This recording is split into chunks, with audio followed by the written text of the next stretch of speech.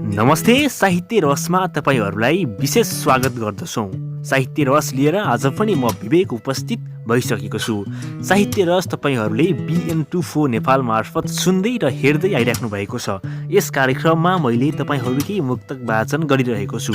त्यस्तै तपाईहरू पनि कार्यक्रममा सहभागी हुन चाहनुहुन्छ भने स्क्रिनमा देखिरहेको इमेल एड्रेसमा हामीलाई तपाईँको मुक्तक मेल गर्न सक्नुहुन्छ।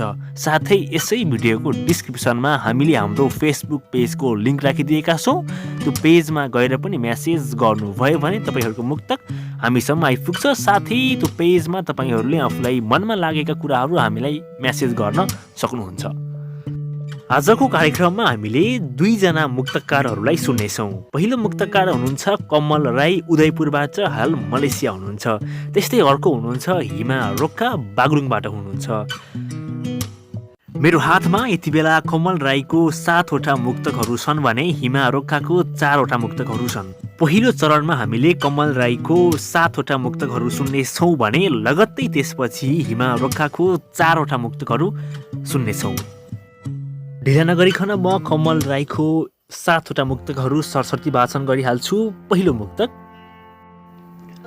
मानिरहन्छौ डर आखिर किन हो, लाग्दैन कि मेरो भर आखिर किन हो। मानिरहन्छौ डर आखिर किन हो, लाग्दैन कि मेरो भर आखिर किन हो। अटुट माया गरेकै थिएँ गरिरहन्छु पनि, अटुट माया गरेकै थिएँ गरिरहन्छु पनि।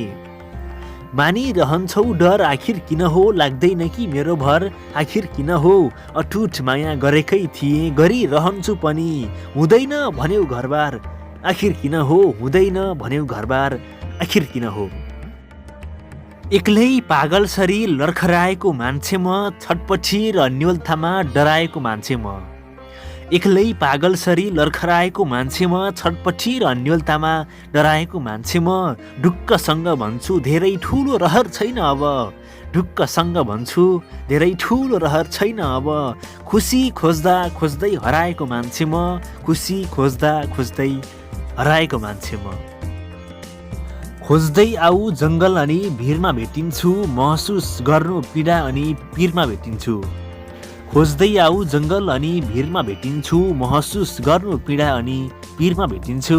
भिडभाडहरूमा खोज्दै नखोज्नु मलाई, एकान्त बगर अनि खोली तिरमा भेटिन्छु, एकान्त बगर अनि खोली तिरमा भेटिन्छु।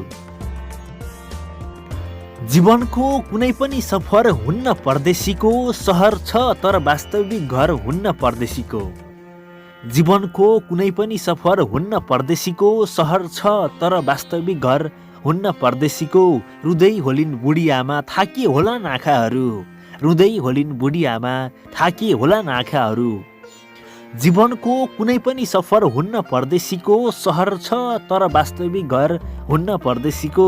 रुँदै होलिन् बुढी आमा थाकिए होलान् आँखाहरू।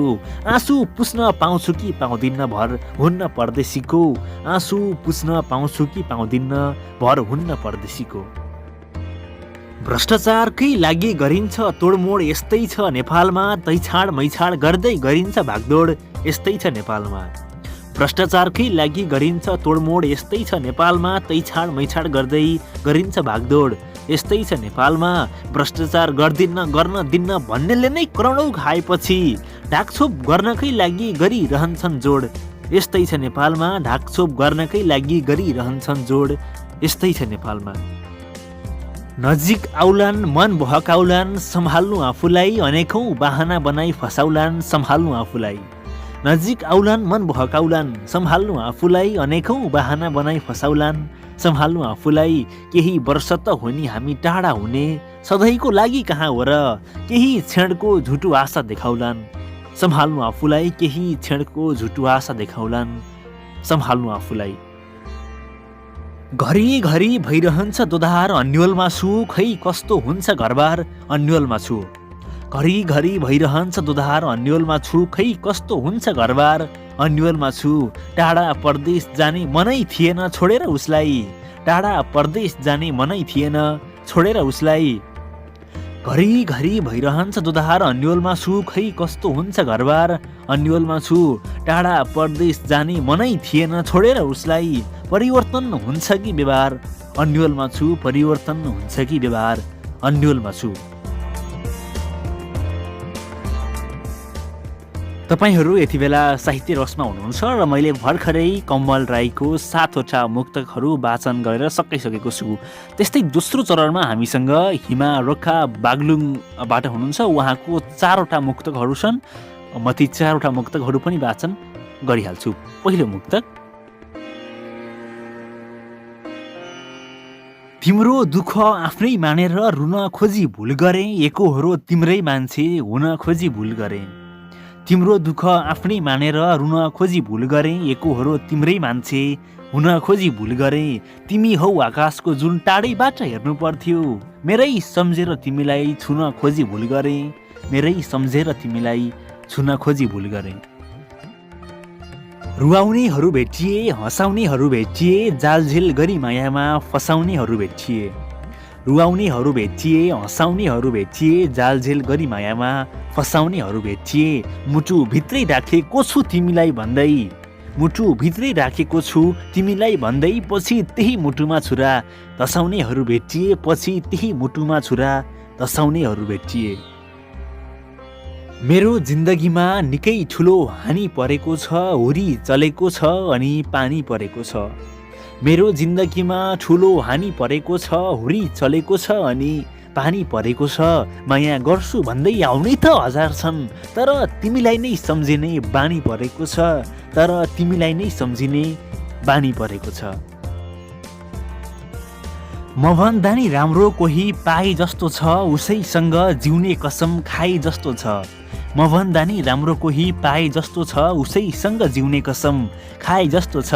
हुन त म गरिब छु केही दिन सक्दिनँ, हुन त म गरिब छु केही दिन सक्दिनँ। मभन्दा नि राम्रो कोही पाए जस्तो छ, उसैसँग जिउने कसम खाए जस्तो छ।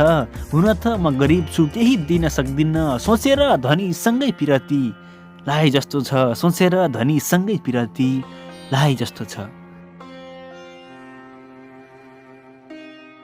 हुन्छ त आजको लागि साहित्य रस यति नै। छिट्टै नै हामी अर्को श्रृङ्खला लिएर उपस्थित हुने नै छौँ। त्यतिन्जेलसम्मको लागि म लगायत सम्पूर्ण टिम मनिष थापा, सुनिल पाण्डे, पाण्डु, दीपक शर्मा लगायत म विवेक अधिकारीले पनि बिदा दिनुहोस्। नमस्कार।